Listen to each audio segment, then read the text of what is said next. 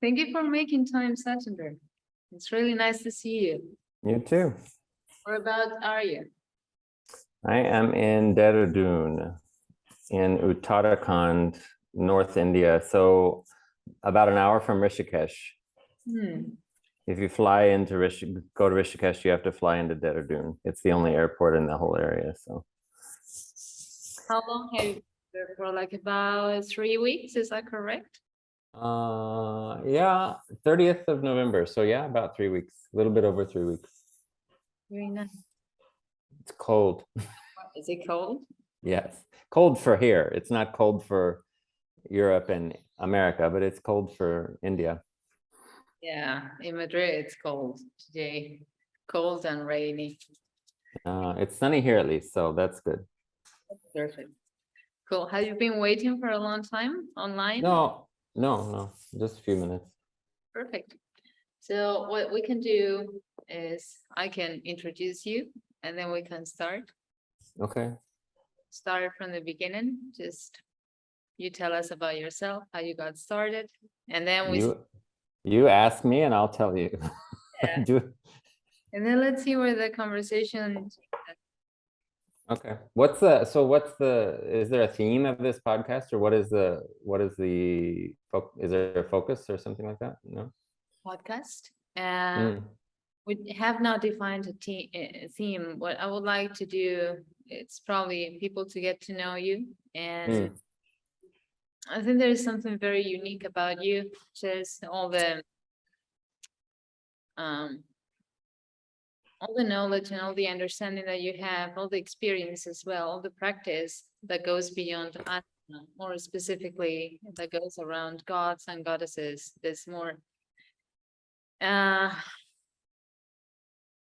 tantric sense, if you want, and working with energies and integrating them, and how is that, why that's something that is important for you and that people should care about. Okay. Sounds good. Yeah. Going with the flow I'm good with that. I'm okay with that. So I'm gonna go with the flow just because it's your preference, and I'm okay with it as well. Okay. Also a good way to get to know each other a little.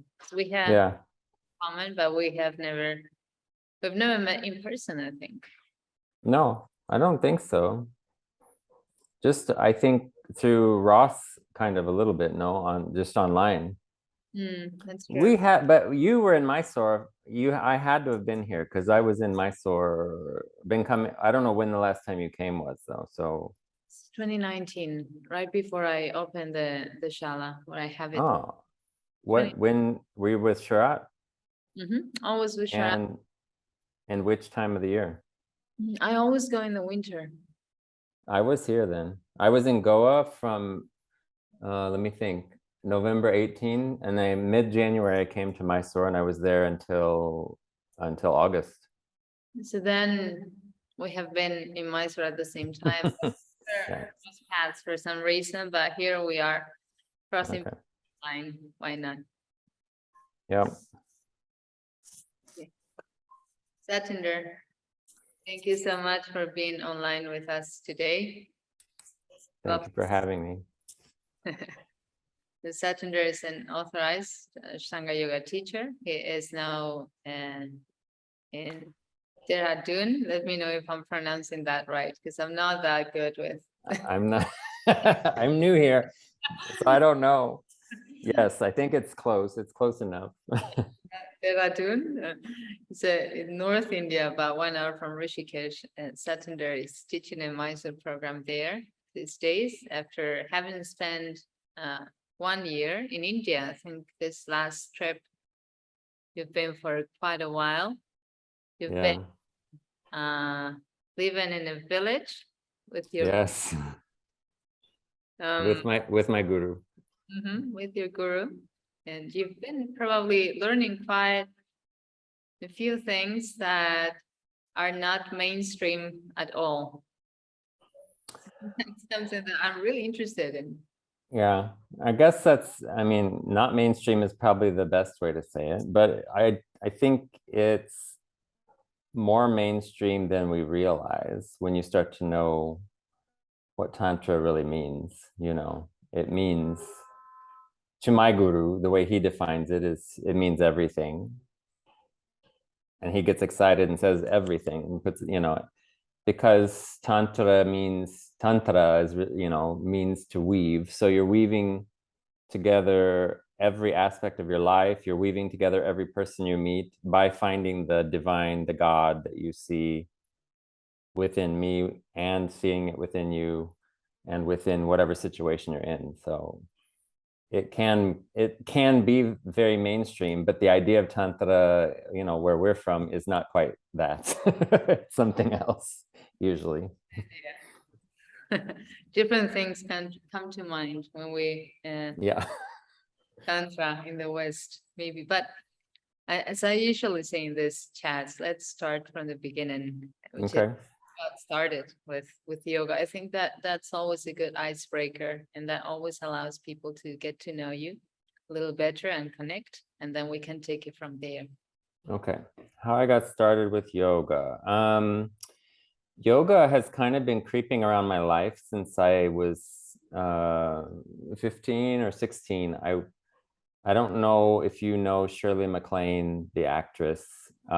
She wrote several books in the 80s, 70s and 80s. She still writes books now. She's still alive. I think she is almost 80 or 80, something like that. Pretty well-known actress in the last century, and plays like the grandmas. And she was in Downton Abbey even. She played it, and she was in that. Was she? She played the American mother. Yeah. True. I love that. Yeah, I didn't like it, and then I watched it during the pandemic, and I'm like, I got nothing to do, and I thought, oh, why am I loving this show full of rich, snobby white people who, Eddie Mary. Yeah. You're one of my favorites. I loved it, and I've seen every movie now, and so. But she had written a book called Out on a Limb, and it came out as a TV series in the US when it must have been 14, 15, 16, somewhere around there. I can't remember the exact year. And then that made me read the book because it was about her experiences with having out-of-a-body experiences, meeting aliens in Peru and South America, meeting people who were telling her everyone is God and all this stuff exists together. And she kind of paraphrased it through the books. And then they made the series, and then she wrote more books because she got pretty popular in the new agey kind of realm after that. And so she talked about all this stuff, and that made me interested because I was never happy with my Baptist upbringing. We were never formal, and I never got baptized. So I never was technically a Baptist, but we went to church 3 times a week. Mm-hmm.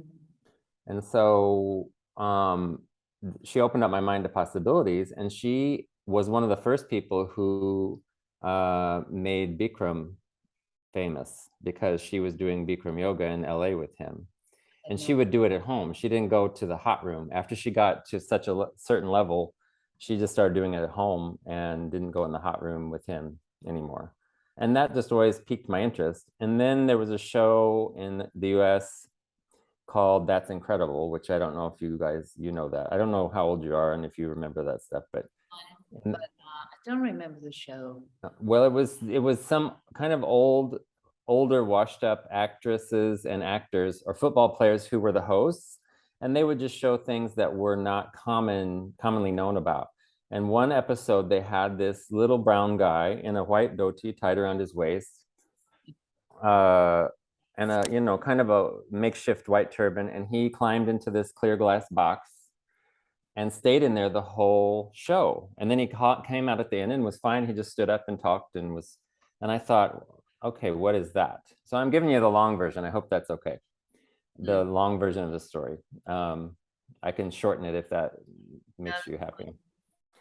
So that idea, that imagery of this man, and they called him a yogi, which I had never heard of. And my mom said, yeah, I think it's these guys in India somewhere, Americans don't really know where India is. Back then, especially, they didn't know.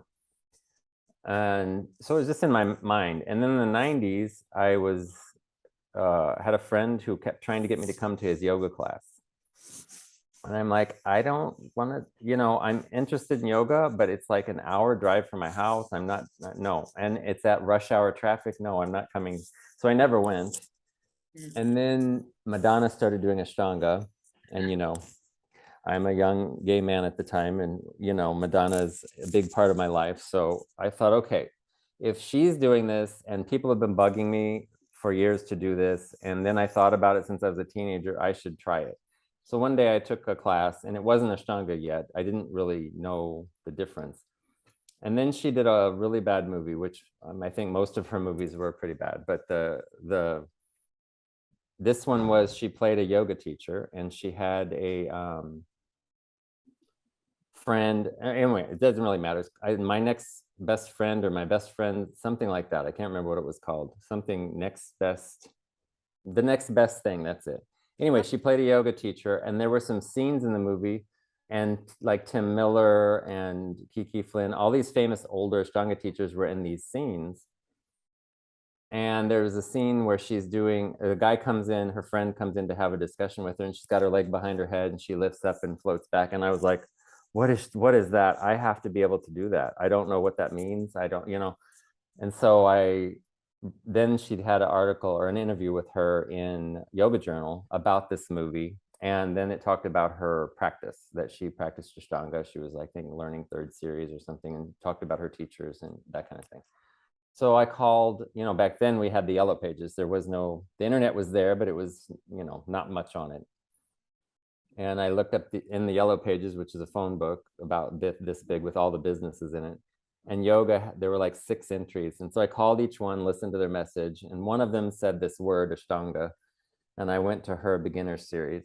And it was kind of like, I had never sweated like that in my life. And I smoked 2 packs a day. So sweating wasn't a pleasant smelling experience, when you smoke that much. And I drank a lot of alcohol. So I had avoided sweating for many years. And so when I started this, I thought, I got home and I was sore and I couldn't move, but my mind felt really clear and my body felt like, energized, and my circulation was great. And I had had a really bad back most of my life. So it just kind of, she said, that teacher said, this practice for some reason was like dropping a fish in water. You were meant to do it. So in very short time, she had me subbing her classes because I couldn't stop doing it. And she only had this class once a week. At that time, David Swinson's book, was a flip book and it would stay open, came out. So I ordered it. And then I learned the other postures because she was just teaching us, the beginnings of it. And I started doing it at home every day. And then I would go switch to the evenings to do it. No, I think I was doing it at the evenings all the time back then. And I would go to her class one evening a week to learn, the breathing and the count and that kind of stuff. And then 5 months later, I went and saw Sharath Jois in Colorado because I was like, okay, she's not really an Ashtangi. She's doing this because people asked her to, and she'll practice it every once in a while with her girlfriend who had been practicing with some other teacher. So I wanted to go find this. I'm not a kind of play around sort of guy. If I like something, I dive into the deep end of the ocean and I'll read every book I can find, and I look up everything. Back then, Google didn't exist, but you could type Ashtanga in the bar, and some things would come up. And I think Richard Freeman had a website. I think David Swinson had a website. And that's how I found out Patabi was going on these tours. I didn't know this was a thing because Richard Freeman was hosting him in Colorado. So they had put it on their website, and I found that. So I couldn't really afford it because I drank too much and I drank all my money away. I never had a lot of money for my job, and I had a good job, but I wasn't great at saving the money because it just, So I called and talked to his wife, and because she answered the phone, and she helped me find one of their students to stay with so I could just pay for the fee for the classes. So I went for 2 weeks and did it. And that was it. I was kind of stuck with it ever since then. Not stuck with it. It was in my gut, it was in my blood, so I couldn't get rid of it. Yesterday we were talking with someone that Vigneshwar from Mysore. Yeah. Oh, I saw a post on Instagram. He's doing classes with you guys or something Yeah, online. yeah, yeah. We're gonna Yeah, do I like. February with him. He's a sweet guy. He's very cool. We were talking about the notion of karma. Mm. How you're meant to, in your case, like stumble upon this practice and do it. Um, there's this funny thing. Even though we have not met in person, you and I, Satinder, I can feel that intensity in you. I think that you mentioned, I really feel it. I think that you mentioned that if you go for something, you just go full on. I can feel that. And to be honest with you, that's something that I find when I don't know the person very well, I find always that a little bit intimidating. So it's like, okay. Well, don't be intimidated. I'm just a regular kind of crabby old farty guy, you know, who loves this very strange Eastern stuff. So tell us about that first experience with Patavi Jois and what you found there. It was my family's taken road trips my whole life. My grandparents always took me and my sister. So driving there, it was like an 11-hour, 12-hour drive or something. That was kind of fun because I could never remember the mantra. And Madonna had recorded, and Madonna again, she's a big theme in the beginnings of my Ashtanga practice. She had recorded the mantra, you know, and stylized it into a really nice dance song. So I listened to it all the way there so I could remember it. You know, of course, then when you're thinking, when you're getting there to do the mantra and you're singing it like this song in your head and they are very monotone with it, it was very different. But I remember the people I stayed with had a big impression on me because they had kind of created their own sort of life that I had never thought of as was an option. I always thought life happens to you, and the idea of creating the life I wanted never popped in my head because it wasn't something, you know, my people are kind of work hard and go to heaven kind of people, you know. So that was what's in my head. And even though I didn't really agree with it, you know, you don't really know what's out there until you find it. And I remember going the first day to, Richard had rented a church hall because it was the only place big enough to, I think there were 350 people coming or something. And there was nowhere else large enough to hold that. Because if you ever knew his shala was like the size of this room. It's just is not very big. And I walked in and I put my mat down, which I had borrowed because I never had a mat. So I borrowed it from this lady I was taking these classes from. And I was happy because there was like space between the mats. And I thought, oh, this is going to be great, you know. And then 5 minutes later, the mats got closer. 10 minutes later, the mats got closer. And by the end, the mats were kind of overlapping, you know, like the shala was when they had the rugs. The rugs were overlapping and you guys were kind of stuck on the crease of the rugs or whatever in Mysore. And I thought, okay, you know, and I'm not a germaphobe, but I am a little bit of a germaphobe at the time. And I thought if you know, Americans are too clean. They clean everything with spray. And, you know, I'm just thinking of everyone's sweat getting on me. And I thought, okay, I have to let go of this and just surrender to this experience and get what I can out of it. I remember thinking that. And then everyone got in there. We were all standing and I guess someone saw them coming. So the room started standing up on their mats and they had made an aisle in the middle for him and Sharath and Saraswati to walk down. And I remember, I'm just telling you what I remember because it's very specific feelings I had with it. I remember the air in the room shifting. The energetic quality in the room, which I don't know if I had that verbiage then, was different. And he was so short you couldn't see him because he's walking down this aisle and every one of us are standing up tall and you can't see this man, you know, and they're all pretty short, the three of them, compared to Americans. So, but when he got on the stage and he said Samastiti, he took off his dhoti and he had on his Calvin Klein underwear like he always was famous for teaching it. And he said the Om. And when everyone did the Om together, I remember feeling that vibration in my body and the hair standing up. Even like now, you can't see it, but my hair standing up just thinking about that experience. And I thought, Mine is too. Yeah. I'm serious.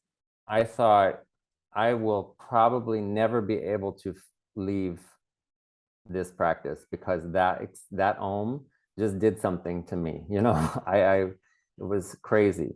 And I had maybe done through Mrityasana B, I think, because Padmasana wasn't hard for me, but that the twisting was hard because of my lumbar spine had been mostly degenerative. And my dad and my sister have that also. So I wasn't doing a lot of the practice, but no one told me not to come. They all said, come and you do what you do. And I thought, okay, I'll do it. And I was, dumb enough to just kind of go. And I'm glad I wasn't thinking too much about it. And I just went. So that first day, I remember sitting down, jumping through to sit down for Mrityasana C. And I didn't really know what was going to happen because I had never successfully, I'd done like some variation of it. And the lady wasn't teaching us, the full primary series because most people couldn't do it. It's the Midwest. It was winter, we were all stiff and it was just all new to me. And I thought I had decided I'm surrendering, so I'm doing it. And Sharath came and sat down and helped me into Mrityasana C combined on both sides. And then D on both sides, which I don't know how I did D because I'm telling you, my spine was like a stick. It didn't go this way, didn't go this way. It was like, now it's pretty damn good, but it was a mess then. Andy helped me with, I think, Garbhapindasana because I didn't know it, but they kind of had sections. His mom was over here, he was over here, and Guruji took the whole front, both sections. So. And he was the right one because he's my teacher, for the most part within the Ashtanga practice, he is my teacher and now. And he's very his adjustments are very thorough, but very gentle. They don't like yank you into anything. So, and that's kind of what I needed. And after he helped me 3 or 4 days in a row. And after that, he didn't help me anymore. And I was doing it all by myself. And I was sore. I have never moved like this in my life, but I mean, you do Ashtanga, so when you are done, you might feel like a cloth that had all of the water wrung out of it. And so you feel like you can't do anything but lay on a bed and you're like comatose, but you feel so damn good that you don't care. You're like, and then the next morning you wake up and think, oh, I don't think I can do this again. And then you do it and you're like, oh, wow, I feel so great, So it was a very enlightening is not the right word, but I was enlightened because I was like, okay, this is what yoga is about. This little room I was doing it in was great with 5 people, but having this group of people doing this practice and moving this energy and getting my blood circulation going and doing all these things, I never expected to have happen. So it surpassed my expectations. Yeah, it was. And then you went to Mysore at some point. I didn't go to Mysore for quite a few years because I was so I had a partner at the time that I was living with, and I thought, when I came home from that, I thought, okay, this is it. I have to quit my job or take a leave of absence and figure out how to go to Mysore because I have to do this. And I let him talk me out of it because he didn't want to pay the bills by himself and have to deal with all that. And I thought, okay, I understand what you're saying. I won't go. I'll put it off a little while. And you get in that mindset where you just kind of forget about it and think that's for somewhere down the road. And I let that happen. And I ended up 2 years later going to practice with him in Hawaii, and I stayed and practiced with Nancy Gilgoff for 5-6 weeks. And during that time, she put me through all of intermediate series and started me on 3rd series. And it was like, boom, boom, boom, boom, the old way they used to do the practice, which was better for me because I didn't have time to think about it. If I have time to think about something, I'll fuck it up every time. It's like, if you say, hey, let's go do this thing, you have to stand up and tell someone in front of 200,000 people. I'm like, okay, let's go. But if you tell me 2 days earlier and I have to think about it for 2 days, I'll have diarrhea. I'll be, all the things will happen with my body. I'm really better if I just spur of the moment go boom. Yeah. So I forgot where I was going with that. You said something that sparked that. You were with her like for 5 or 6 weeks, and she put you through intermediate and then third. So you were before Mysore, before you showed up in Mysore, and Yeah. what you were going through back home with your partner and with your life. Well, the partner was gone, but I went back home and I kept going with my life and was kind of trying to do this on my own with that. And you really, especially those beginning years, you need a support. You know, it's you need a teacher, you need someone to be there to guide you. And I had a rough time with what I was doing and hurting myself a little bit, trying to force my leg behind my head. And my hips were pretty open, but you know, I mean, third series, your legs need to be, there's a lot of openness that needs to be there. Otherwise, your knees get the pressure of that. And so I was also, I had, when I ordered those, you know, the famous 2 VHS tapes of Patabi that were out in the 90s, they were like the first, I don't know if you know on VHS, but in the 93, when they put them out, there was only VHS. So they put, you know, and you had to have a VCR and put it in your, play it on your TV. Well, I ordered those from the back of a Yoga Journal magazine. They were in the back ads. And next to it was also a video of Gurmukh Khalsa teaching Kundalini Yoga. And she's pretty famous in the US.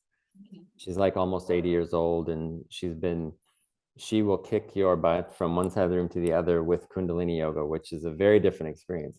But there was something about her face in that ad, and I thought, okay, I'm going to order this too. I don't know what it is, but I have enough money. I think it was $10.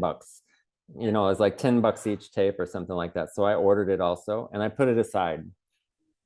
So during this time when I was taking more days off than is supposed to happen in Ashtanga practice, because I was hurting and killing myself trying to do this, I would watch one of those tapes and I thought, oh, I'm going to do this with this, you know, this little beautiful glowing white lady in white clothes with a white turban on. And so I started, and then I found a Kundalini class in town and I started doing that a little bit too. So I kind of shifted a little bit of my focus to that for about 3 or 4 years. I was still doing Ashtanga periodically at home, just with less fervor, I should say. And but the Kundalini eventually brought me back to it too. So I've kind of had I mostly stuck with the same thing, but Kundalini Yoga and Ashtanga are the only 2 that talk about the bandhas and the breathing and everything in the way that they do. And so those are the ones that make sense to me.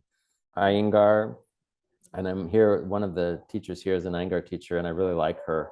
And they're very strong in their ideas and stuff. But for me as a practice, that was never gonna do it for me. It's not, you know, the ideas that they use in alignment, we mostly use in the West, because Iyengar brought all that yoga alignment to Europe and America long before Ashtanga came. So I appreciate it, but I can't hold Trikonasana for a half an hour, 45 minutes and move my flesh this way and my belly that way. You know, I'm just not interested. I need something more dynamic, because I lay on the couch. My whole first 30 years, I laid on the couch watching TV or sat on a chair at work or went to a movie theater and watched movies. That's what I did. I didn't move. It's a big life change. I needed, well, and then you move and you realize, oh, wow, your body's like supposed to feel like this.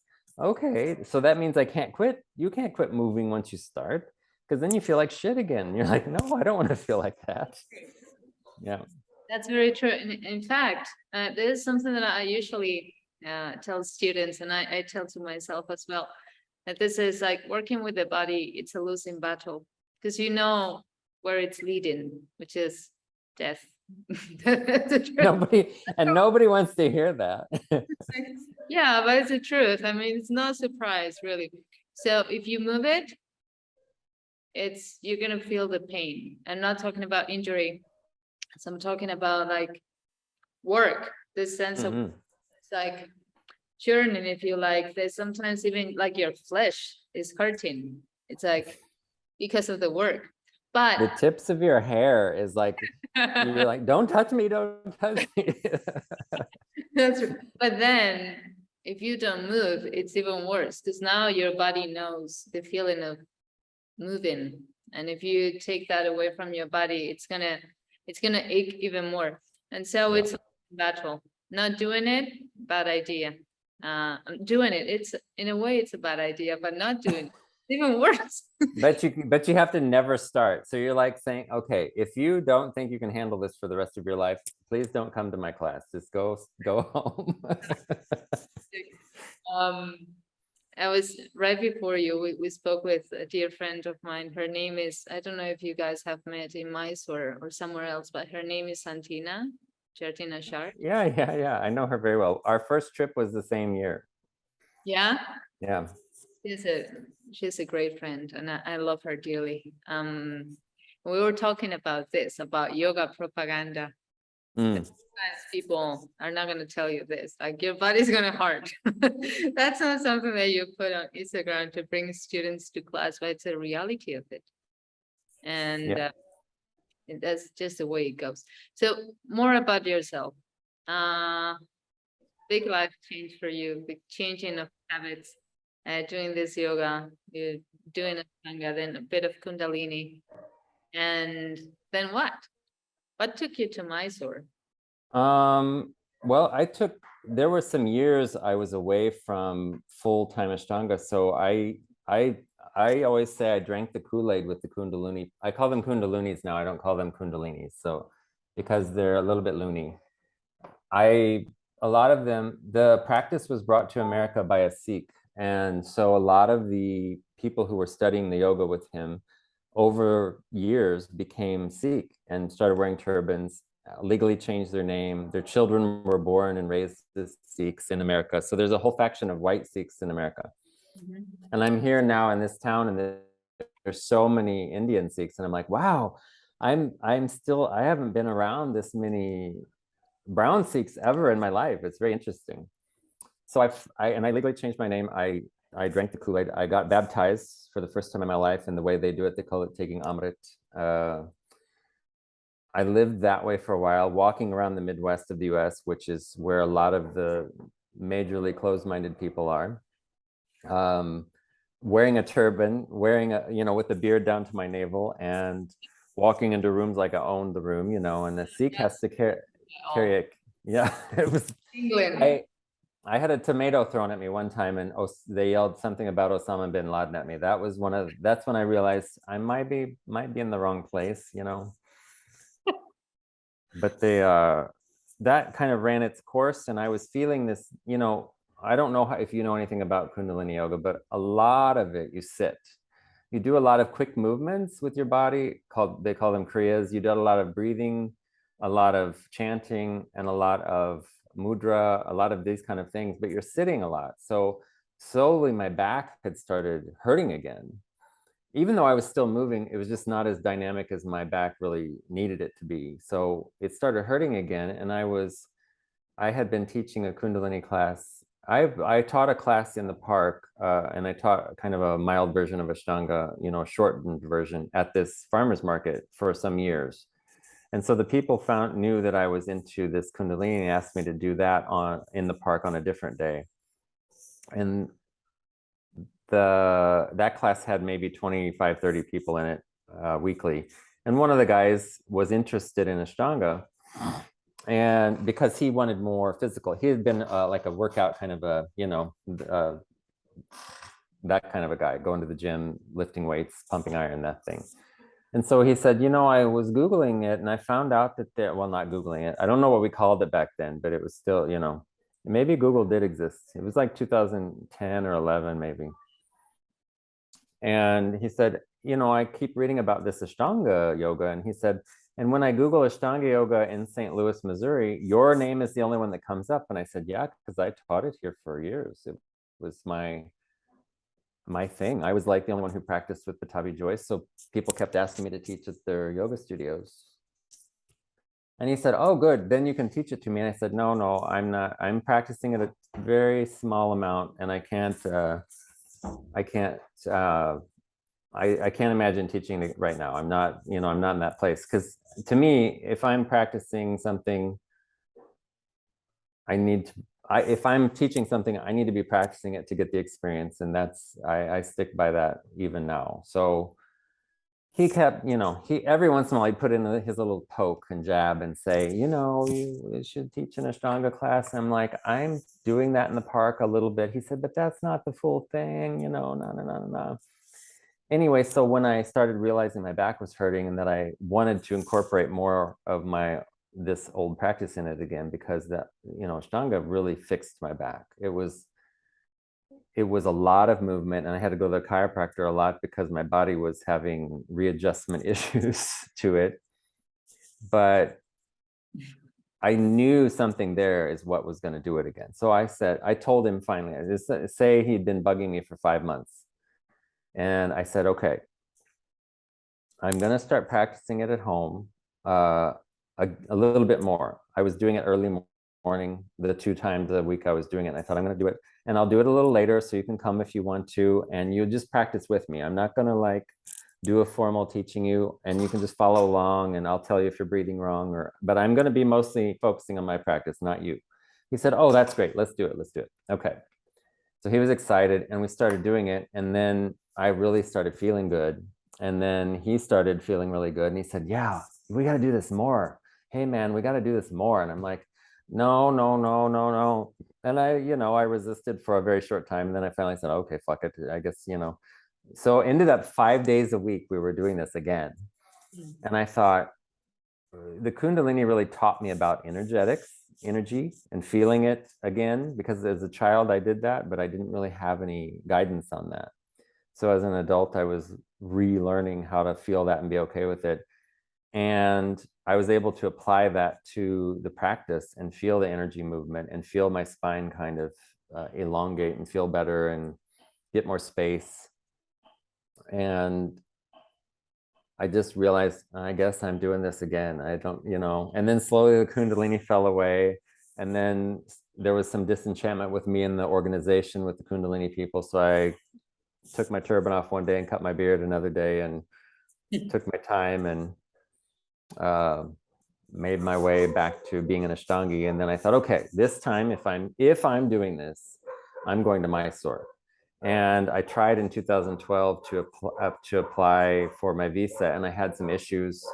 And I even had to drive to Chicago and deal with sorry if there's noise, because I'm in India. There's everything going on at the same time right now.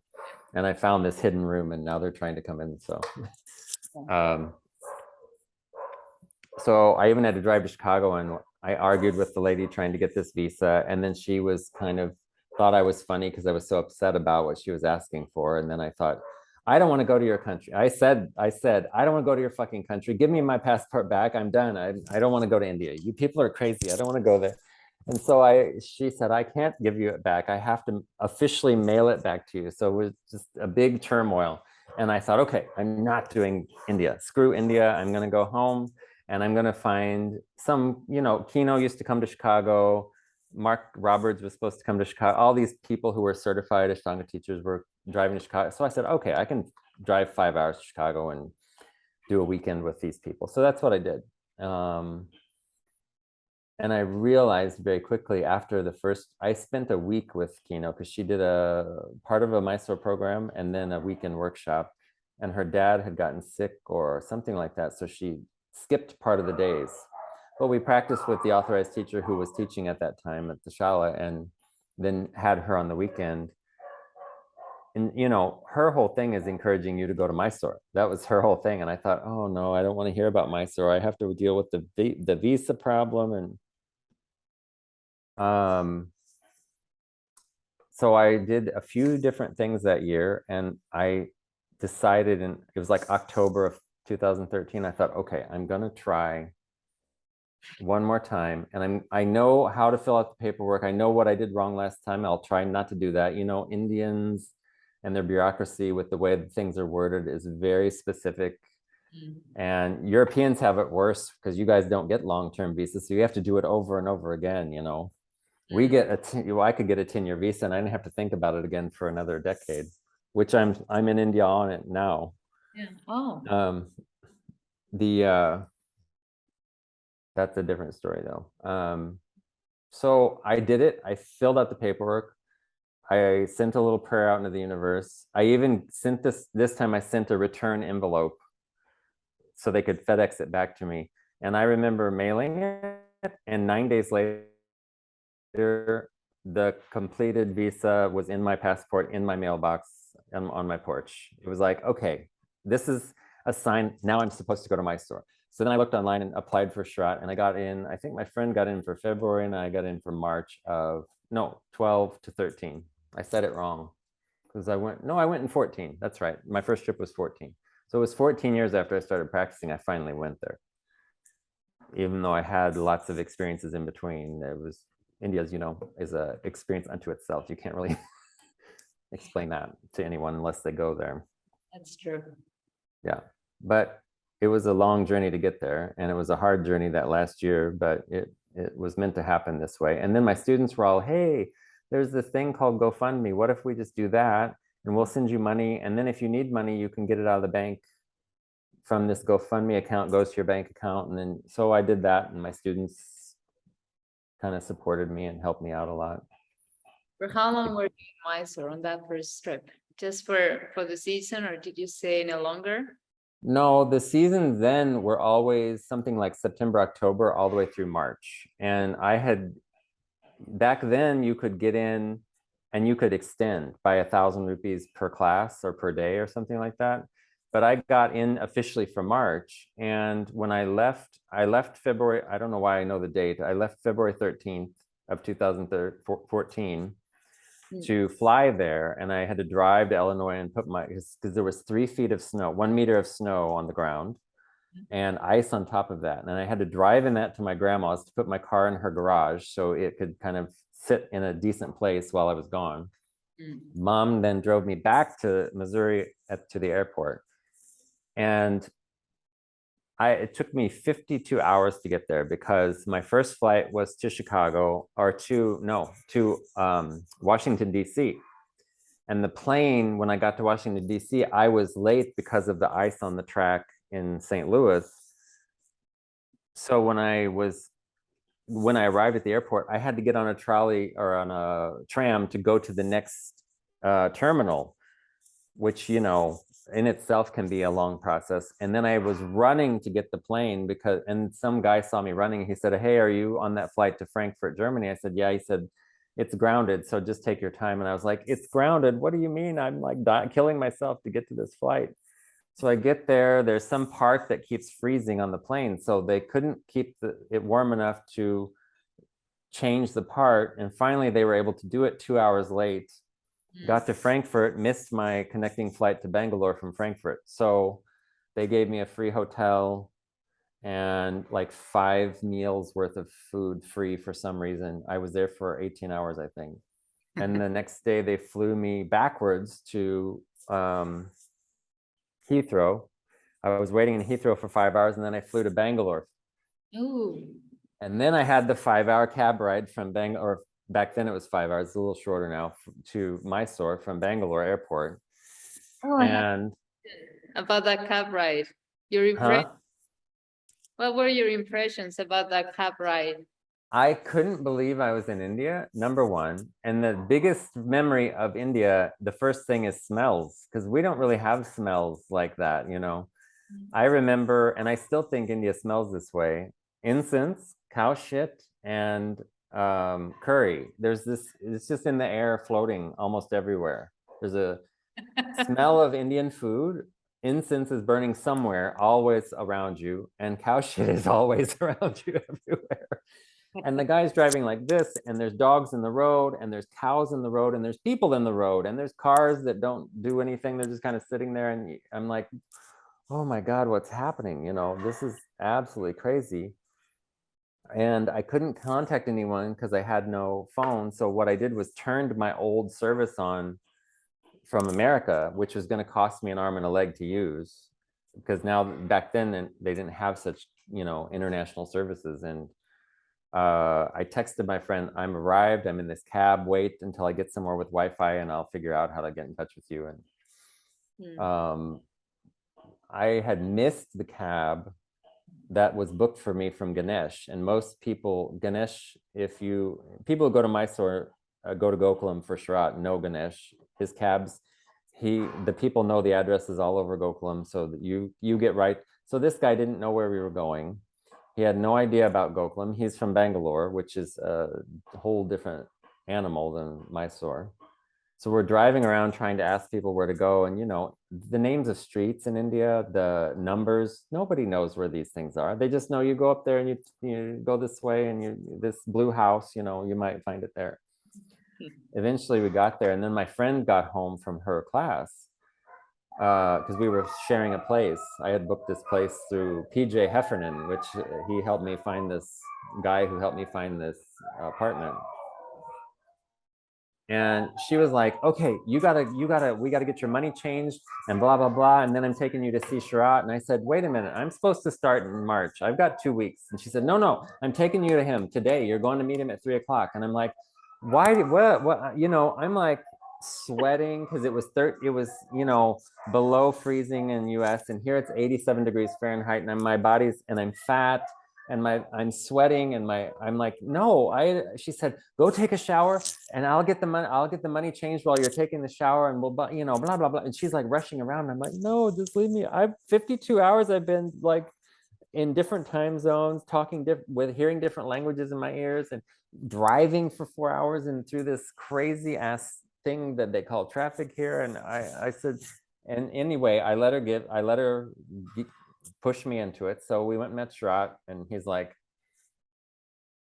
oh, you're in for March. He said, well, you can start early. He said, but do you know the practice? He was looking at me because, I wasn't fat. Okay, Ashtanga people, and the idea of fat is a whole nother, you can have a whole series of interviews about that, because they all have issues around body fat. But I was hefty for what an Ashtangi typically looks like. And he was looking directly at my gut, and he's like, are you practicing? And I said, yes, I met you like 14 years ago, you and your grandfather. And he said, oh, do you have pictures? I said, yes, I actually have the pictures. So I showed him. He said, oh, I remember that guy. And I'm like, well, that's me. He said, oh, very different looking. I said, yeah, thanks a lot.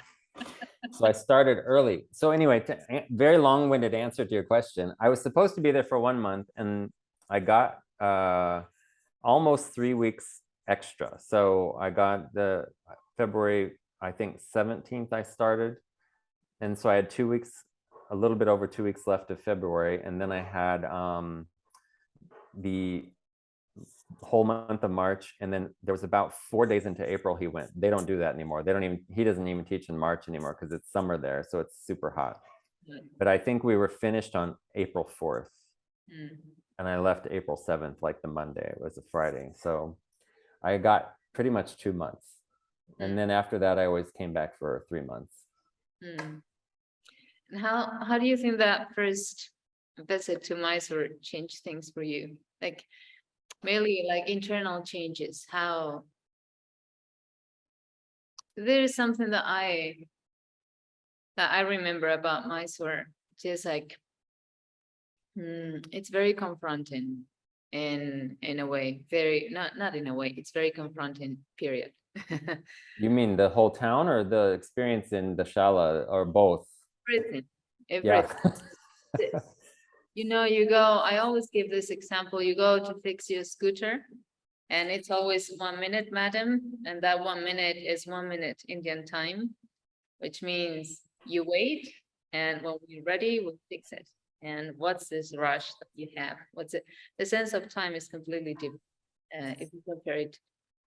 Well, what I've discovered when this last year living in that village with my guru and dealing with people, Indians work hard most of the day, say 10 hours, where we do barely 8 hours and stuff, if that, and we're sitting down and relaxed having conversations at work. They work in general, not everyone, but they work pretty hard.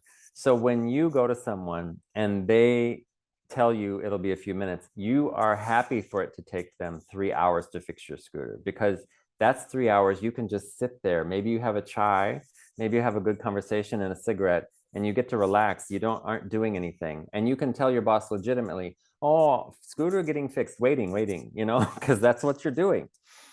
But you aren't trying to rush the guy. You're like, no, you take your time. It's fine. I can go to work tomorrow. I think there's some deliberacy in that now that I've lived it a little bit. They're very happy for it to take a little bit longer to do these things that we in the West are used to being very efficient. And so the efficiency lags a little bit. Also from conversations with older Indians and stuff, when the British were occupying India, they were very specific and wanted very specific things from them because they were used to having most cultures they were in charge of enslaved to some degree. Indians were enslaved to a certain level, but at the same time, in their mind, they don't really care about your timeline or pay attention. So if they took longer to do this thing, that pissed the British off more, So I think it also became, somewhere in there, it became a habit for it to like you to take, oh no, because my thing was my same story, but it's a different story. I had to be I was leaving on this one certain day, and the guy told me, oh, okay, 3 p.m. Thursday, you come, finished. And I came at 3 p.m. Thursday, and he's like, oh no, tomorrow. And I'm like, no, tomorrow I'm gone. It has to be done today. And then he did it. He's like, did it in 20 minutes. It didn't take him any time, but he wasn't rushing because that's become a habit in the society here, I think. And I don't say that in any bad way. I just say that it's the norm now. It's like they throw trash on the ground because they were also pissing off the British for throwing trash on the ground. At a time, it was a certain form of protest, they were doing. And it's still part of their culture. They throw everything on the ground. Not that that's a good thing, but it happens, Yeah, so that's something that I notice when I go to Mysore. It's that difference in culture. And many times, I don't know if this is your experience, but many times I believe this is one of the beautiful things of traveling in general. And if you travel for yoga, even more so, one of the beautiful things is that you really need to leave all of your conventions behind, or you put them on the side of your mind, because otherwise they're just going to get on the way. They're going to get on the way of how you experience. Yeah. How you experience everything, how you experience the other person, how you experience getting your scooter fixed, how you experience visiting a temple, which is something that you can probably tell us about more in a little bit, how you experience everything. If you keep looking through your conventions, through the things that you consider to be right, you are missing out on experience, really. And that applies to the shala as well. And I'm just going to share a quick story with you. Because the first time you went to Mysore was 2014. Yeah. I went to Mysore 1 year later, actually February 2015. That was my first trip. And one of the things that shocked me the most, well, I love that cab ride. I thought it was like, I was like in a Bollywood movie. It's a different world. You just entered and you like are putting a rocket torpedo head fast into that different world, I thought it was exhilarating. It was one of the most fun things I've ever done, especially because I was coming from my sales background, like being like worried about my corporate stuff. Then I saw that and I realized that my worries were not even real. They didn't matter to anyone. They should matter to myself. That was one thing. Another thing that I found humbling, to say the least, was the shala, which is something that I would like to get you talking about. You are in your local shala and you are someone, because people know who you are. The teacher knows you. Probably the teacher is even invested in you in some way. And you develop this sense of self-importance. But then you show up in Mysore in the shala with Sharath Jois, and that's And you're nobody. you have to queue. He treats everyone exactly the same. You have to go back to primary series, and you have to bear with the logistics of being in Mysore. Mm. Maybe I would like to get you talking about that. How was that first experience for you? I had a great experience. I had just restarted the practice for a year and was having trouble getting back all of those things I had used to do. So I just decided I'm going to have to not focus on getting back to doing second and third. I need to be where I am, be with my body. And I discovered at the time that when you go to Mysore, they don't let you pass a posture that you can't do fully.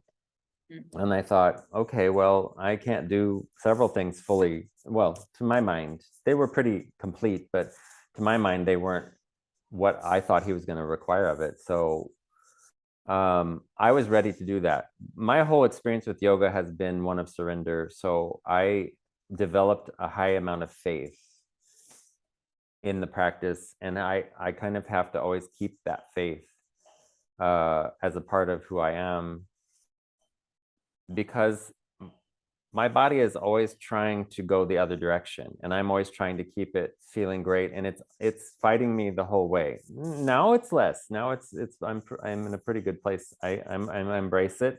I have days where I can do things and I'm okay with that, and I have days where I can do everything and drop backs and this and that, and I'm okay with that, and I enjoy what I can do, and I feel good about what I can do. But back then I was just restarting to a degree, you know, so I was okay with whatever. So, and I had this 52 hours of traveling and sitting on a plane or sitting in an airport, and they didn't have yoga rooms in airports back then. So I was sitting the whole time in this, Heathrow's crowded, all these airports are crowded. So I was thinking, okay, I don't know what I'm going to be able to do. I'm not going to practice. I did a little bit of movement each morning, because I think it was Thursday I arrived, and I had Friday, Saturday, and he let me start on Sunday. And back then it was Sunday led class. And I thought, okay, I'm just going to go and do what I can do. And I couldn't do Mrityasana D. I couldn't bind in it. And he wasn't surprised, because he had been thinking my gut's too fat to do Mrityasana D anyway. Well, some of us have squishy guts, and they move around and they do things. Mine just happened not to be that. And, that much travel, it stops your body up. So everything's not moving out of it like it should, if you understand what I'm saying.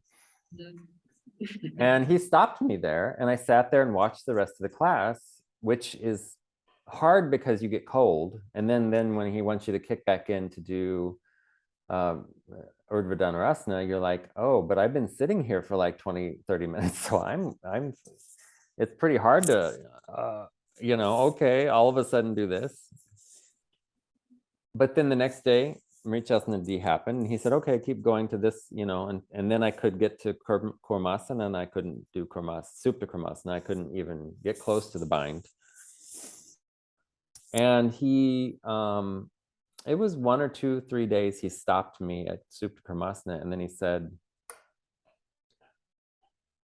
don't let anyone else come and help you. I'm going to help you every day so you can get this posture. And I said, okay. I said, if I'm in Kurmasana and my face is squished on the ground, I can only see the feet of the person coming to help me. He said, you'll know. It's my feet. You'll know. Because he always has the white tape around his toes. So it's true. Yeah, very often. Sometimes it's not there, but very often that white tape is there. So he said, and I said, do you really want me just to tell them no? He said, no, tell them Sharath's helping you, and they won't. And so he helped me every day. And then we developed this kind of give each other shit camaraderie the whole time, because, I'm that way. And he's very much sarcastic and gives people shit too. So we kind of started having fun with it. And one day he got it. He got me there, and I was able to find, you're just drip, this is at 9:30 in the morning. It's almost 40 degrees Celsius, and, by 10 a.m. So it's in the 30s by this time.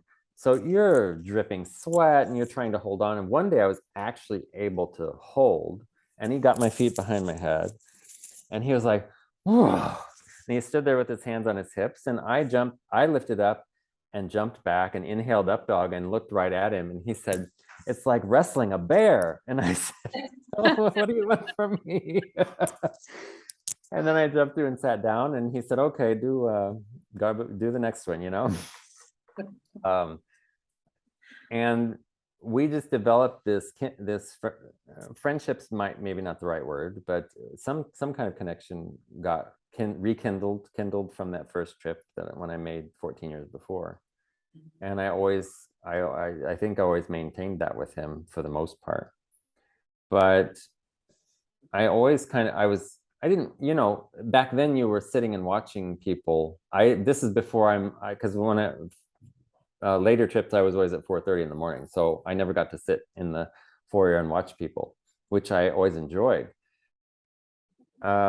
I would watch, and, you know, when people finished primary, he had them do Urdhva Dhanurasana 3 times. Then he did the forward bend, and, you know, he'd give them a few days before he'd make them start drop backs. And the day he had me finish primary, I did my 3rd one, and he came and picked me up, and I'm like, oh, you know, I thought I was going to get some kind of brief amount of time where I could not have to worry about that. He said, "Today you do." I said, "Okay, well, I guess I'm doing it today." And he helped me with it because I couldn't do them on my own because it had been so many years since I did that, you know, because I had done TikToks back, you know, back in the 2007 and 8 when I was learning thirds, kind of teaching myself 3rd series at home. But he knew I did intermediate and 3rd. He somehow remembered that. So we talked about it. So I guess that's maybe part of the reason he didn't let me have any. He said, "No, today." So it just, I don't know. We had a great connection. And back then also everyone took a meeting before they left and they gave him a gift or flowers or something like that. And I thought, everyone's giving him flowers, and he does nothing but take them out into the shala and put them on the altar, you know, that altar that's, I guess it's still there.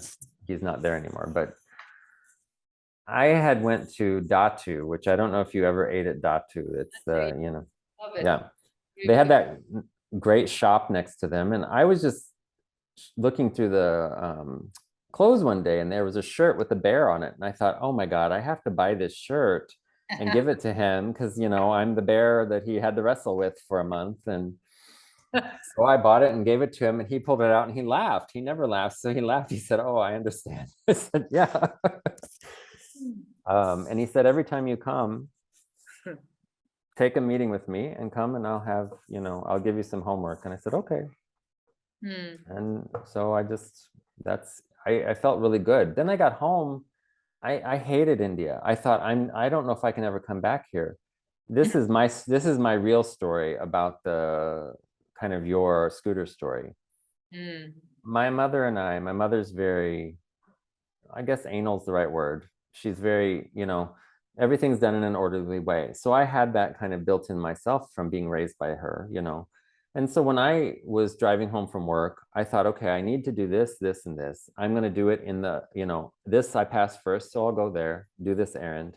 Then I'll go here, do this errand, then do this, then this errand. Then if I don't want to go back out for the evening, I don't have to get back out. I always had that kind of system on the way home.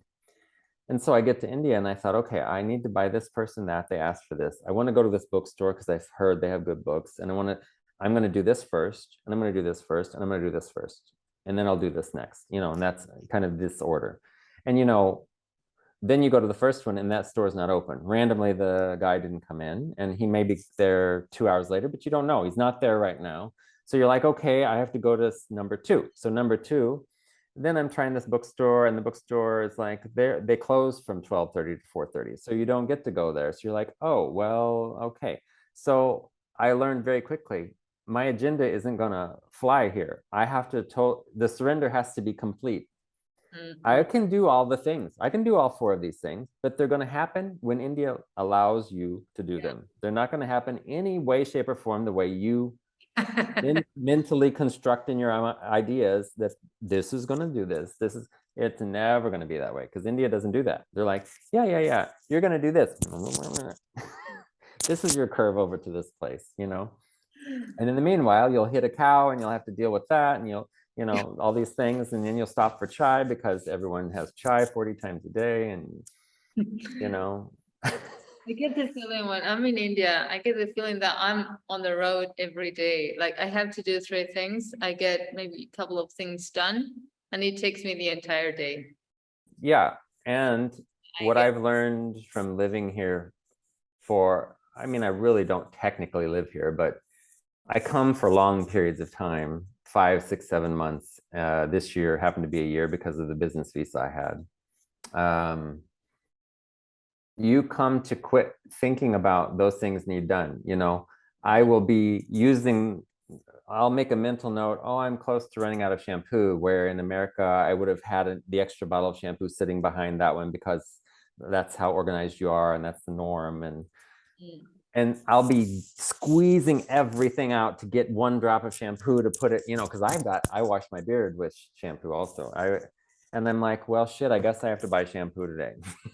That's when I buy the shampoo. I don't think about it ahead of time anymore. I just, okay, I have to drive into Mysore and buy shampoo. Now that you're talking about shampoo, there's usually a story I always tell. It's something that shocked me very much, which is this Indian wiggle, the head wiggle. I do it a lot. Yeah, when I'm there, I also pick it up.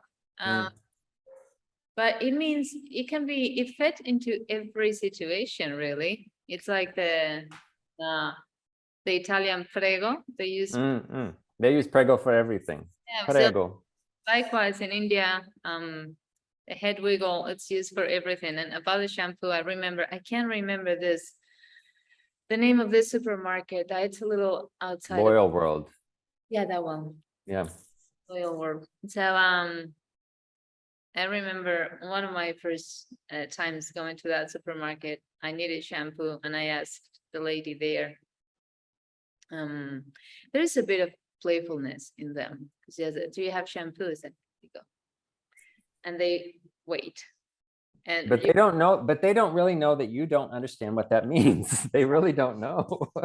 they also wait. They keep you waiting. It's like there's like, so what's going on now? This is like silence that there's not action going on. It's like, okay, this is awkward. It puts you like in a very awkward situation until you understand that, yeah, there's shampoo somewhere in the store and I'll be taken to the shampoo whenever. Possibly not by that same person either. You know, she might just point a direction and you have to go and find the person that works in that aisle to show you where the shit. So that's definitely funny. And it's mind blowing in a way, in terms of your conventions, the way how you think things have to function. Yes. I find transformative. That's why I say the surrender has to be complete. And I mean down to worrying about shampoo, worrying about, you know, the tiniest thing. You have to say, I washed my hands of it. It's, you know. Will come to me. I'll be taken to it whenever. Yep. There's something I'm really curious about, and it's especially about this last year that you have spent in India. What have you been up to? How has it? We talked a little bit this year, but not too much, I guess. So, well, you know, when I started, I've always been interested in something because I kind of was raised with the idea and the conventions of religion in my life. And I always felt like I wanted something there, not really knowing what that meant. So when I was a kid, I saw Clash of the Titans and I started studying Greek mythology and reading books about Greek. And I thought, wow, these guys got to worship, you know. And then you move it to Roman, which is the same gods, but the Romans name them different names. And you're like, wow, they get all this fun stuff, you know. And then I read Marvel comics and they had the Norse gods, Thor and all those were in the Marvel comic books. But you can find similarities between the gods and all of it. You can also do that when you start hearing about the Hindu pantheon of gods, which even though it has like 1,000,000 of them instead of 40. So I was always kind of looking for that. Kind of comes back to the Shirley MacLaine book, which made me realize, oh, there are some very strange, interesting things out there. So when I moved out of the house at 18, I found met a Wiccan and did a little bit of that, and then met some meditating Zen Buddhists and tried a little, I tried a little bit of this and that. So when I came to yoga, I had been also studying Kabbalah. Kabbalah, a lot of people will say it because of Madonna again. She was studying Kabbalah, and their stuff was pretty comprehensive. Madonna plays a big part in my life, almost from Yeah, I can see. from the teen years to keep going. Not anymore, but she did for a long time.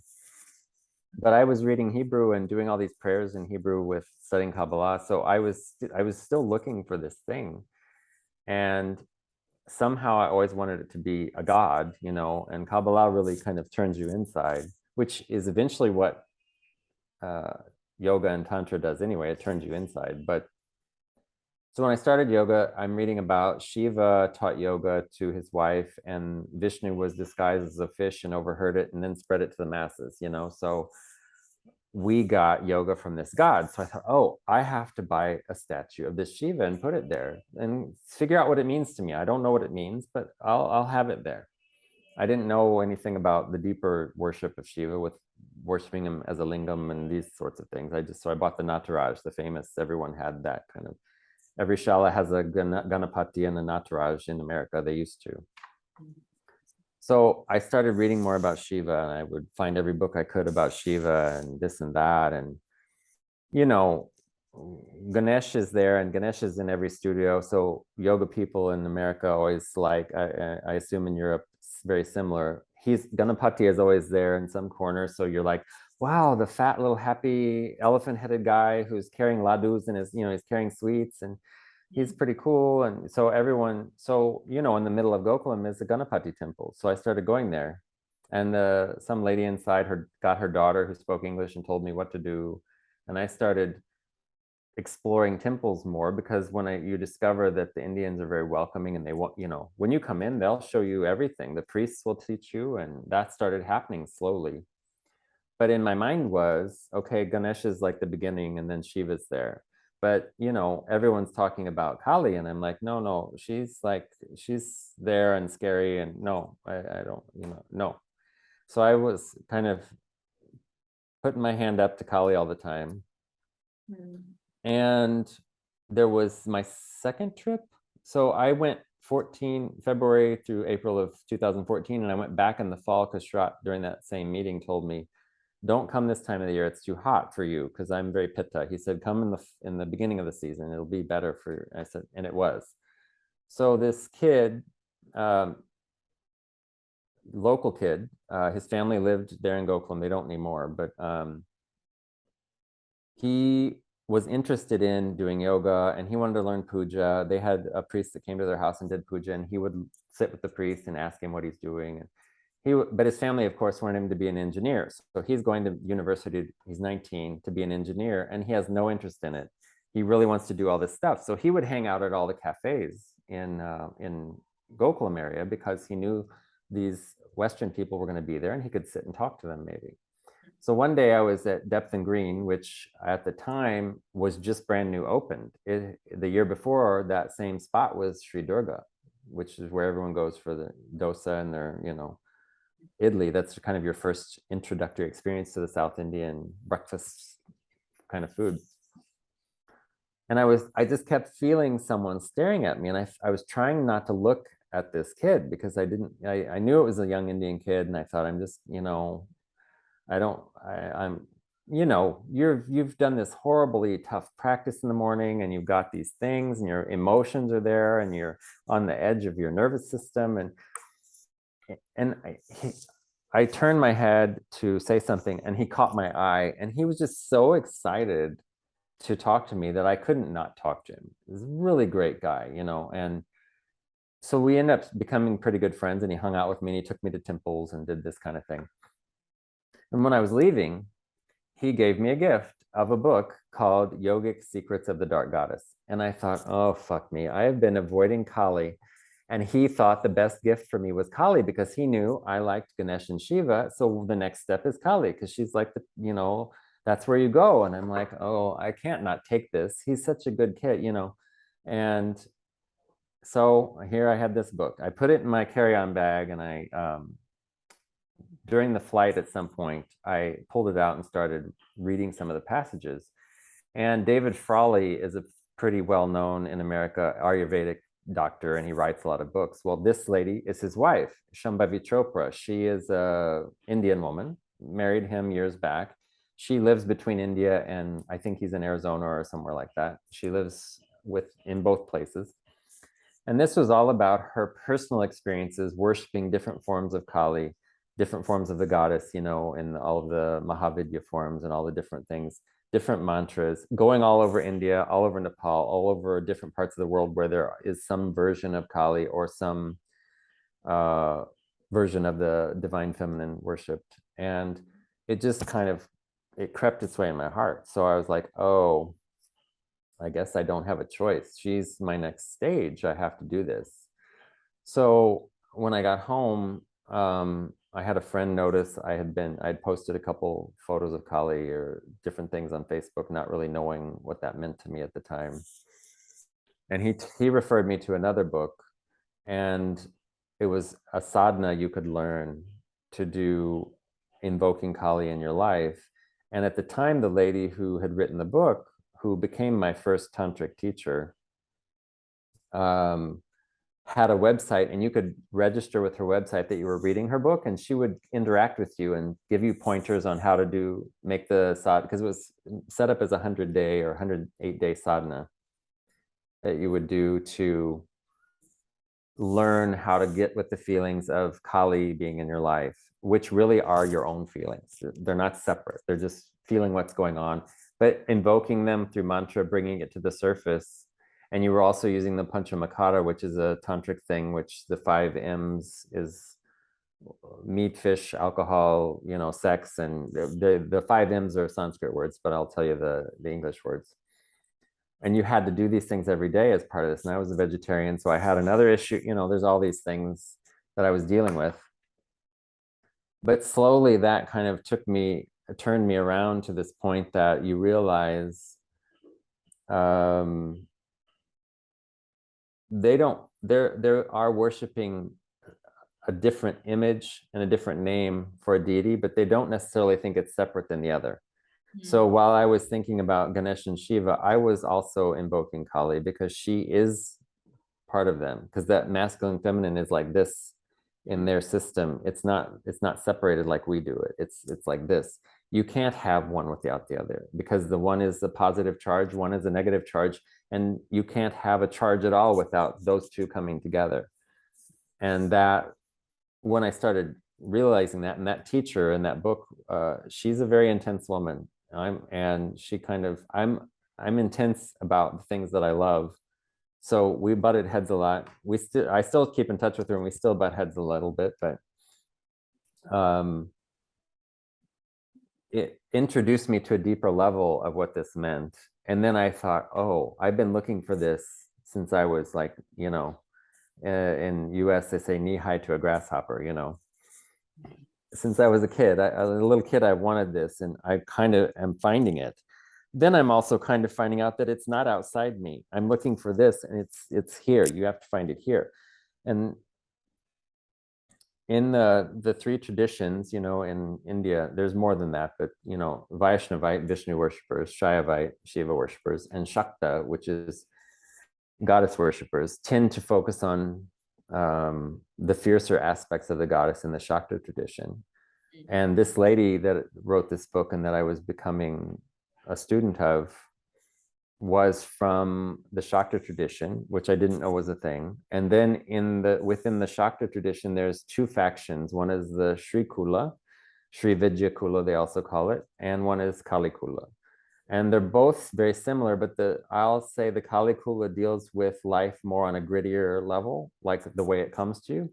And the Sri Vidya Kula is a little bit more cleaned up, a little bit more sanitized looking kind of version of it. And they're in the south, mostly centered from Tamil Nadu, but they stemmed originally from the Kashmir Shaivism in northwest India, Kashmir. Those teachings came from there. And the Kali Kula is in northeast India, in Assam, around the Kamakya temple. which is a very famous, they believe, where the tantric teachings first came from, that area. Kama is desire, so it's to embrace your desires, not to run away from them, and move through that to finding that it's okay. I have all these rings on, I have lots of jewelry, I like my things, but the attachment to the things is where the problem lies, not the things. But if you have an issue because you lose one of the rings, or if someone wants it and you give it away, and that's where the problem is, the mental idea of attachment. So I got initiated in some way to the Kali Kula, which is the dirtier, grittier side, which is where this lady came from. That led me to more looking, and I worked with her for some years, and I worked with this same sadhana that she taught me from this book for some years. And then you come to do deeper study, and you find out that, you know, in the tantric tradition, so Shakta is a tantric tradition, and as I mentioned earlier, tantra just means to weave. It means more than that also, but it doesn't mean you go and fuck your neighbor and have sex and that's going to invoke you to have this magical god power inside, what like many people in the West think, although that could be part of it, because it doesn't exclude anything, right? That's the difference. It doesn't exclude anything. It lets, okay, that's a feeling, so that's God. This is a feeling, that's God also. It made me realize I wanted more. And in the tantric traditions, very focused on getting diksha. Diksha means a guru kind of invites you into their lair and gives you a mantra to chant, and you chant it in the way they tell you, in the situation they tell you, in whatever place they may add it in a visualization. So having diksha is very important in the tantric tradition. So I was like, okay, now it's my goal to have that. And I was working on getting that with her, because this sadhana that she was doing was invoking the many names of Kali. And then through that process, you're supposed to discover which version of Kali is the one that is yours. And very quickly, we realized that mine is Smashan Kali, and Smashan is the cremation ground. She's also the fiercest one, and she's the one that is embodying time, because what you said earlier, what is the one thing we all know? This is not going to last very long. It lasts for longer now than it used to, but it's eventually going to be gone. So you have to embrace that it's not going to be there, death. And so you're invoking death all the time, and therefore living life more fully in a way that you maybe never thought was possible before. So it's a very eye-opening idea, but COVID happened and all that, and I didn't get to get that mantra from her, and that was like, I want this mantra. You know, I'm here now. I'm not coveting after all the things I used to have. I have to have this kind of car and that kind of job. I'm like, I want the mantra. Give me, I want the mantra. How am I going to survive without the mantra? So then it sounds silly to people, but it's like when you get the feeling of what the mantra does for you, you're like, yeah, I want that mantra. I get it. So then that led me to, while I was in Mysore, I think 2016 or 17, my friend gave me a card, just like this playing card size. It's on my altar in my room now. I wish I had brought it up, of this goddess, and her name is Pratyangita. I had never heard of her. She is a female body, and she has a male lion head, and she also rides on a male lion. But this, there's different stories about her, so you can read those anywhere. But the biggest thing that stuck in my mind was that she's a form of Kali that is kind of in charge of the Atharva Veda, which is where all the rituals and the kind of the black magic-y tantric side of things come from. So I kept that card on my altar for years. And then 2019, I was with Ross at a temple in an area near Gokulam, because by that time they started calling me a temple whore, because I just would go and find the energy that I liked and go there, and that's what I was looking for all the time. And Ross and I had found this temple that I really fell in love with. It's a very fierce goddess temple, and they changed the goddess every day. And they have a silver plating they put over her to make her into a different version of it.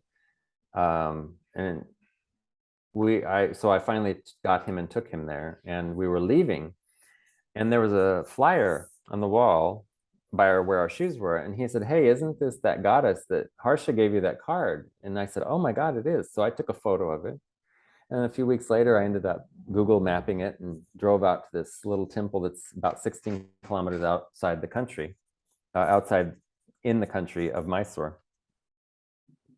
And I really liked the energy there. Ross and I went together, and the guy who they were calling Guruji said, "Oh, you should come back on Tuesday. It's full moon and we're doing this ceremony." And so I came back, and I liked the energy, so I kept driving back out there. And then Guruji started giving me food, and then he would start, "Oh, come in my office," and we'd talk for a while. And then after about a month of that, he said, "I think you should move here and I'll teach you all this stuff." Wow. And I said, "Well, I have to go to Germany. I have this to teach for some weeks there. And then I'm supposed to go for 6 months to Arizona to teach there." And then that was kind of what I was doing at that point. We didn't get in that part of the story, but that was my job after I got authorized. And so he said, "No, you cancel it." And I'm like, no, I don't think they've already bought all the tickets. I can't cancel it. He said, "Okay, but if you go, you come straight back when you're finished." I said, "Okay." So then we know what happened in March of, so that would mean I would be due to leave to come back 1st of May back to Mysore, and March is when COVID hit and closed everything down. So I got stuck there in America for a couple years. And then 2021, I was in South Carolina, which is another story. I have 45,000 stories. I'm like an Indian myth unto myself. So, but I was there in South Carolina and Germany. I had taught in Germany, in Cologne and in Frankfurt. Well, this Shala in Frankfurt contacted me and asked me to come. They said the borders are finally opening up. We're getting back a little bit more opened and not back to normal, but kind of. So if you want to come, we would love for you to come for 3 months. And so I went there, and in the back of my mind, I went there with the hopes that while I was gone, India would possibly reopen, because Germany is closer to India than the US. And that's what happened. And they had canceled our tourist visas for the duration of COVID. They told us don't throw them out because it's possible they'll reinstate them. So while I was in Germany, I couldn't do the tourist visa. So they had put out a few new options, and I called Guruji and I said, "Look, I think I can do a business visa." And there's one section of it, there were like 10 options under business visa, and one section of it was allowing 2 businesses to work together. You just had to prove the businesses. So we figured out that his temple was one business and I, as a self-employed yoga teacher, was the other, and we could work together. And we did, and the government called him. He said they called him 4 times and to get different information. And finally I got the visa, and I went back, and I was living with him in a village in rural India, and about driving into Mysore a couple times a week and doing temple tours. But I was so when I mentioned the Kali Kula and the Sri Vidya Kula, he started his initiation into the Shakta tradition, the worshiping the goddess, was through the Sri Vidya Kula. So he was through the cleaned up side of it, and I was through this side of it. But at a later time, when he was living in Varanasi, he had someone offer him initiation into the Kali Kula. So he has an introduction to both of it. So finally, I got a mantra. It was for his goddess, not the Smashan Kali I was waiting for. And then he had been practicing for, 40 some years, and slowly became known in the area and doing different things for people through the tantric connections and homas and that sort of thing. And that became his living. He had been a professor. So he, in all this time, had diksha to so many different mantras, tons of them Kali mantras. So I have 3 different mantras I have diksha from him. The first one was his goddess. The second one was a goddess from his village that would help me with something that was going on in my chart. So, and the day before I left to come here, he gave me diksha to Smashan Kali. So 2016 to now, I've been waiting for this fucking mantra and I got it. And it's like the longest mantra I've ever done. And it's super intense. And I'm supposed to go sit in the cremation grounds and do it, but I am allowed to do it anywhere. But so I finally got it. And now I'm excited and happy. It only took how many years to get happy over this crazy mantra. It's been accomplished. But I think on the few times we have spoken before today, I think I mentioned to you how Kali is like scary in a way, and then maybe what I mentioned before, like it is intense, the imaginary. It won't leave you indifferent. It very strong feelings of different kind. It depends on where you are at, on maybe those things that you're ready to see inside of yourself first. Yeah. That and so many times it can feel very scary, like you don't want anything to do with her. That was my experience. I felt very drawn to her. In my, I think that the energy, the Kali energy, it's very strong, and you see it even if when you show up in Mysore and then things happen, then you go back home. I don't know if this has been your experience. It's definitely been mine. You're not the same person. You don't see the world through the same eyes. And those things that you've been working, that you worked for many years, they just lose every appeal. And that's very disorienting. Yeah. You don't know what to do. You don't know who you are. You go through this identity crisis, if you like. That's her job. That's what she does. That's what I think. That's my experience. And I think you have to be ready for that. You have to be ready for that. And sometimes you need to take like small chunks every time. It's hard to like eat the whole pie, just like you need to slice it up. Yeah. The reasons why you didn't get your mantra right away. I got it when I was supposed to get it. You know, I wasn't ready for what it was going to do for me until now. It took all these years of prep for that. And he took 5 months to give it to me from the day he told me he would give it to me. Oh. Before he gave it to me the day before I left. 5 months. So he said, if I just give it to you, you won't appreciate it so much. And you were ready for it when it was time to go. You weren't ready for it when I told you, you know, so it's all a process. And here's just to add to what you were saying, Mysore actually has very tiny amount of Kali presence. It's almost non-existent there, but you don't really know that until you go to areas where, like West Bengal and Assam, where they worship Kali on every corner in every form. The energy there is like something you can't imagine. But Mysore is still India, you know. India has Kali energy. So it's a smaller version. So you're getting it on a very small scale. But you know, Chamundi, the whole city is built around Chamundi Hill, and Chamundi is Kali. That's another name for her. Or Durga, Durga, and they're all interchangeable there. So she's there. But you don't even know until you leave and go somewhere more intense where they consciously, actively worship Kali. And you realize, oh, Mysore is like a piece of cake. You know, this place is gonna rip my bones out of my flesh, you know. Yeah.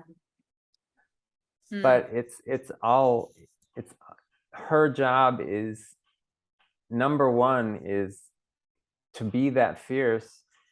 She's the mother holding you as the baby here. What is more fierce than a mother protecting her child, you know? She wants to get rid of all the problems in your life. But the biggest thing that we don't want to realize is all of those problems are in here.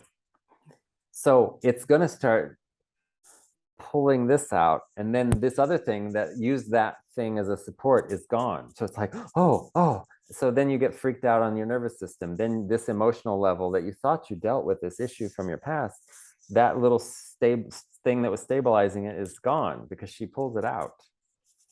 Then you have to deal with that. And then you have to find a new way to rebind yourself back together. And then you have to realize at one point, there is no binding myself back together. Cells die and change and shift every day.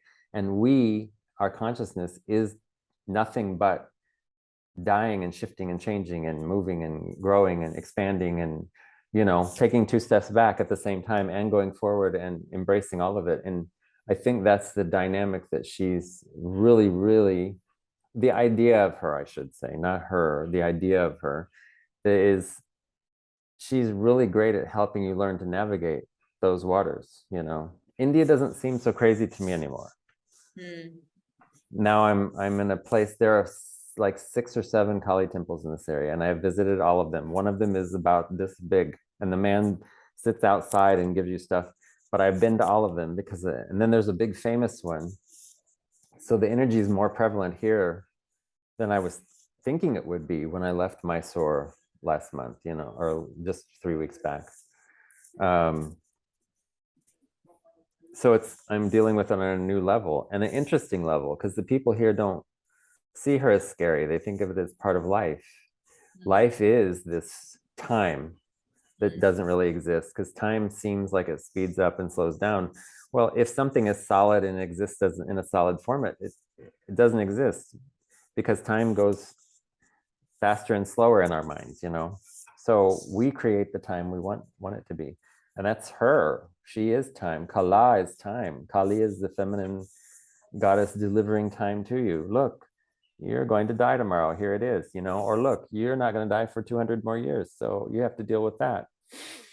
That's also not a blessing. You can all look at everything as a curse and everything as a blessing, but it's all just what it is. It's just, we're somehow in these bodies, a spirit having some sort of experience. That there's a saying that came years back that we're spiritual beings having a human experience. We're not human beings having a spiritual experience. And so we're here to have these experiences and do that. And when you get to a point where you embrace that this isn't going to last forever, it's only here for a very bit of moment in time, you start to live more fully. And then you find and look for those connections with other humans more, even if it's through the screen on Zoom, which has become so popular in the last 2 years. We're still connecting. I still feel you, you feel me, You look for that connection in the people that maybe you didn't like before. You're like, well, they're just doing their best trying to get through life. Why am I being so judgmental about them and their silliness? We're both trying to do our best, and maybe we can find some common ground. Maybe we can't. You can't be friends with everybody, but you can do your best to try and find the common ground in that person, Yeah. There's a lot. It's when you start to get into this side of the things, and you think and look at Hinduism, which isn't really a thing, but that's the popular word for it these days.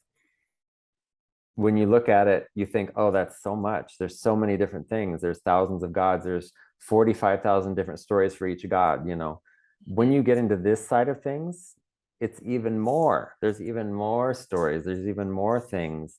And there's more expressions, because there is one version of it for each being on the planet. And I don't mean humans only, dogs, anything. A tree has ideas of how they think things are. And then the goal, I guess, if there is a goal, is to be able to be okay, whatever, navigating the waters between you and you and you and you and me and the tree and me and being on the 3rd floor, and it's 9 degrees at night here and I hate that, but it's okay because I'm having a good time. The sun's out during the day and I get really warm. There's 7 Kali temples I can drive to at any given moment. There's this, there's that. None of these things are meant to put there to be bad. They're put there for me to have a different experience and to learn how to be okay with whatever experience comes up. It sounds very much like living fully. Yeah. allowing things to come, allowing things to happen instead of blocking and just ruling out those things that can be scary or can be disrupting or disturbing, or that can kind of shake you up internally. Just developing that, I would say, fortitude. Yeah, that's a good word. I mean, it's really like when you say, I don't want that, I'm not having that, you're blocking energy flow in your life, you know? You're blocking energy flow in your body. You're blocking energetic flow in the anywhere you go by saying, no, this can't move. Well, if this can't move, okay, it's a stone and this is all river swirling around the stone. What happens with the stone? It eventually over time gets wild. The river wears it down until it's nothing. It's a smooth little nothing. So eventually it all has to go. Guruji used to also always say that.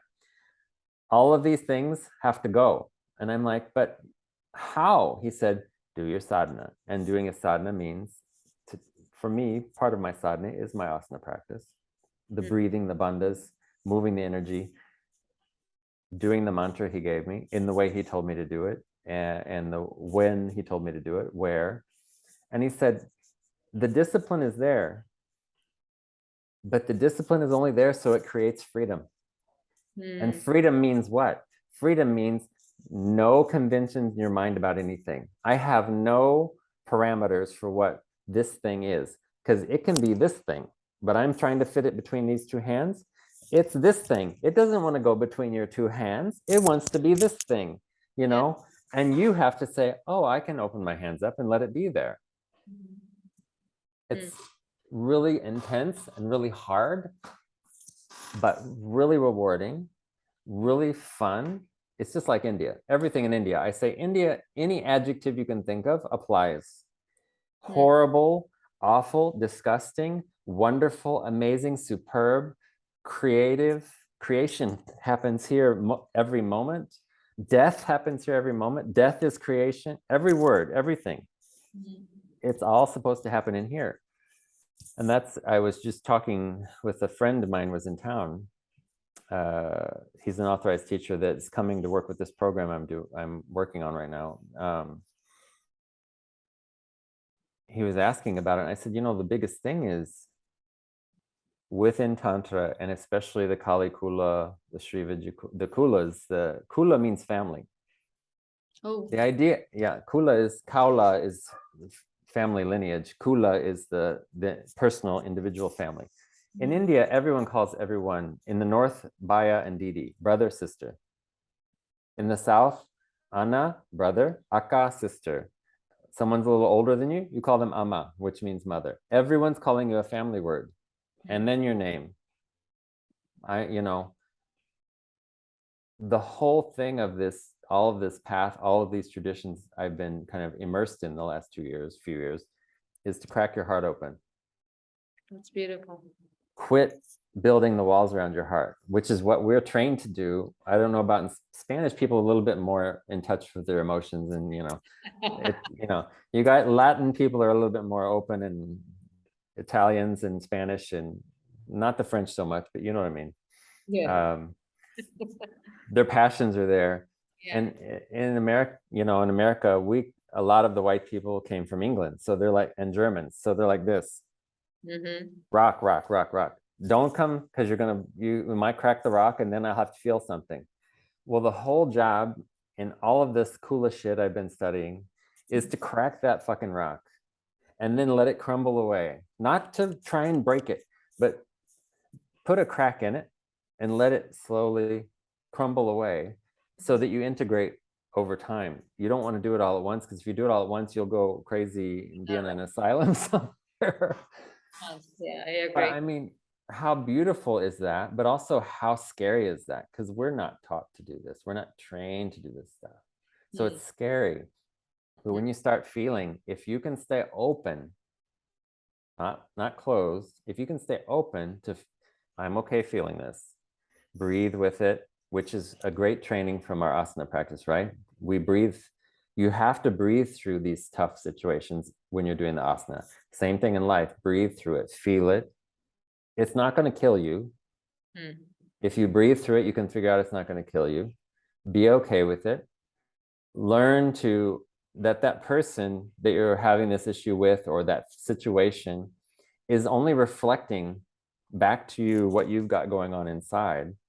And when you quit seeing that, you won't be here anymore. You're going to be seeing it your whole life. So you have to learn to be okay with it. Okay, I was an asshole. So this guy later at the store in line is an asshole behind you. Well, you earned it. You know, I was nice not earlier, so here I'm getting it back. Sometimes it's immediate. It happens immediately. That's very true. And there's one last thing I would like to say. It's one of the beauties of Mysore. But for some reason, this is very funny, Satinder, but for some reason, I remember my trips to Mysore being really life-changing, but then I became my own force of change. It's like, I did not need to go back to Mysore to experience change. Change was already breakthroughs and transformation, really. Yeah. Already integrated. And so that's it. Yeah. Yeah. But I just lost my train of thought.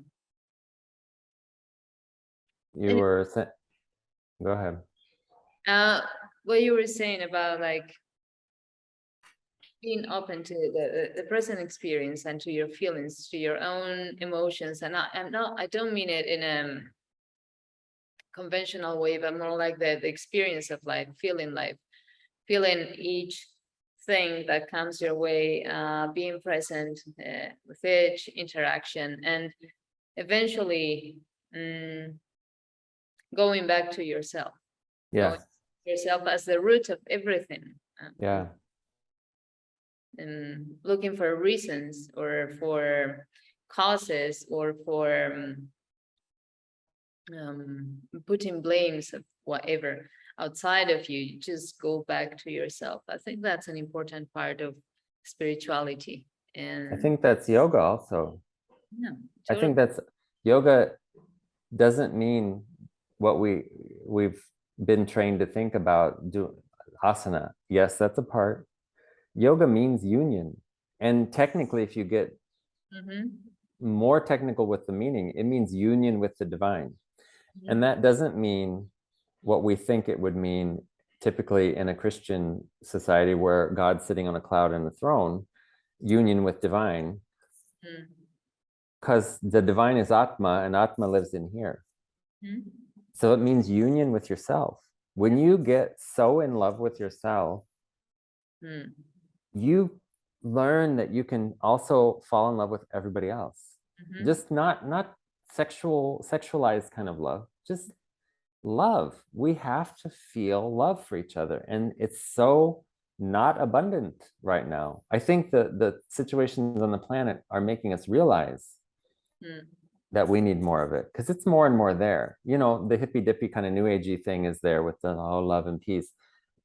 They're doing it in their way, but there's a deeper version of that, and we have to learn to feel that. And the way I see it can be felt more is through connection with other people, even with an animal. Like here with dogs and cows are everywhere. Give them a little pet, touch them and be okay with it. And when someone's in a crabby mood, let them be in a crabby mood. You didn't cause it, unless you did. And then you have to also be okay with that because you already did it, you know. It's got to be more love. As cheesy as it can sound to some people, and as cheesy as it used to sound to me even until recently, you have, Guruji says this, you have to love everything, even your pain. And when he said that to me, I was like, I was taken aback, but I also was like, okay, now it took me a few days and I said, okay, tell me what you mean by that. He said, you know, the pain's going to be there. You have to be okay with it. He said, you have to be able to sit back and observe it. Oh, I'm feeling this right now, but don't let it overwhelm you and make you react to the situation. Be with it, feel it, and let it permeate you, because it's there for a reason. It's giving you a lesson. And you can only find more love, when you make peace with more pain, when you stay that keep that openness and stay open as part of your path, that's bhakti. And bhakti, being a bhakta, is to realize unconditional love inside yourself, for yourself and for other people, because other people are reflecting back to you what you're putting out there. And I am not perfect at it, but I'm a little better at it than I used to be. And I go to temples here now. I'm new here, but already the priests recognize me. The other day, there's a temple, and it's a Shiva temple on this river. It's really beautiful. Look at my Instagram, the pictures of the top Keshwara temple. There's a little Kali temple, and the priest, I came twice because I didn't know it was there the first 2 times I went, and I found that it's there. And the other day I went, and it was only my second time seeing him, and he's like, "Oh, come sit down by the fire. It's hot. It's cold. It's warm, and it's so cold." And he gave me all this prasad, and he's had just sit there, and everyone would come. And then he started speaking Hindi and telling them, "This guy is a Kali Bhakta. He's living from the US, and he's here teaching yoga, and he's doing all this." And they would all, do all. It's like, that's a connection, right? That's a connection. That's me staying open enough to feel this connection with this older Indian man who grew up in a very different situation than me, but because this common thread of Kali is there, then we found this. That's all you need is one. All you have to do is find one little piece of the thread, and then you can find that connection with somebody. Can be a beautiful thing. Life can be beautiful, but we have to be open and let it be beautiful. Just one more thing I would like to finish with, and it's like people listening, because we have covered such a vast topic, and it was a wonderful conversation. I enjoyed it very much, especially because it's not easy to have this type of conversation with people. So I appreciate that. Thank you for sharing that. But if there's one single thing that people could walk away with after listening to this conversation that we just had, what would it be? Just what I've been saying, I think, is we're so full. I'll tell you this through a story that my friend told me. He said, when I started going to Guruji some years back, my friend who gave me the card initially that made me aware of this goddess that led me to finding Guruji,